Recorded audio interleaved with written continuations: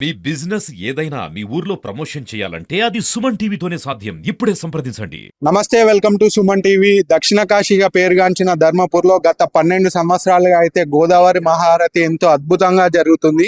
ఈ గోదావరి మహారతి వ్యవస్థాపకుడు మురళీధర్ గారు అయితే కంటిన్యూగా 12 సంవత్సరాలుగా అయితే కొనసాగుతుంది. గోదావరి హారతి చూడడానికి అయితే మనకు 2 కళ్ళు చాలవు, ఎంతో అద్భుతంగా జరుగుతుంది. మనం ప్రస్తుతం అయితే జైత్యాల జిల్లా ధర్మపూర్లో ఉన్నాం. జైత్యాల జిల్లా గోదావరి హారతి కన్వీనర్ పిల్లి శ్రీనివాస్ గారు అయితే ఉన్నారు. వారిని అడిగి మిగిలిన వివరాలు అయితే తెలుసుకుందాం, ఎలా జరుగుతుంది, ఏ విధంగా ఉండబోతుందని.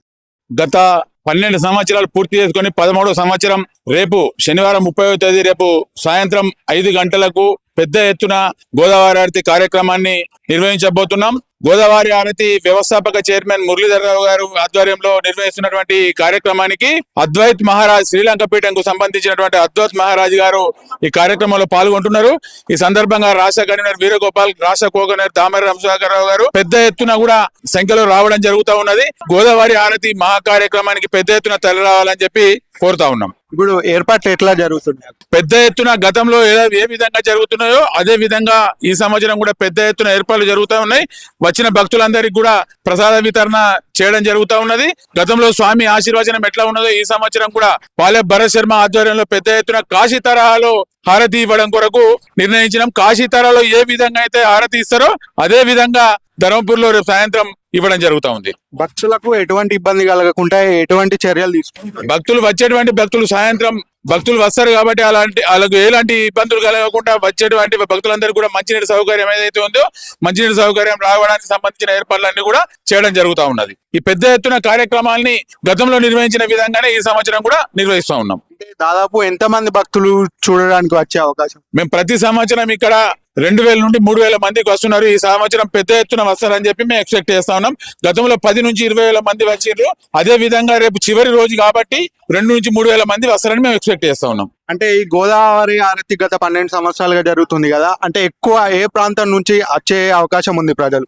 మనం ధర్మపురి ప్రాంత ప్రజలే ఈ గోదావరి గతంలో మేమేంది అని అంటే తెలంగాణ రాష్ట్రంలో ఉన్నటువంటి అందరిని కూడా పిలిచేది, వాళ్ళు వచ్చి చేసేది. కానీ ఇప్పుడు మాత్రం కేవలం ధర్మపురి పరిసర ప్రాంతాలకు సంబంధించినటువంటి వాళ్ళనే పిలుస్తున్నాం కాబట్టి మేము ఈ సంఖ్యతోటి చేయాలన్న ఆలోచన ఉన్నది. అంటే ఇప్పుడు ఈ గోదావరి హారతి ఏ టైంలో జరగబోతుంది, రేపు ఏ విధంగా ఉన్నది? కాశీలో ఏ విధంగా అయితే సాయంత్రం 6 గంటలకు నిర్వహిస్తారో అదే విధంగా ధర్మపూర్లో అదే సమయంలో నిర్వహిస్తాం.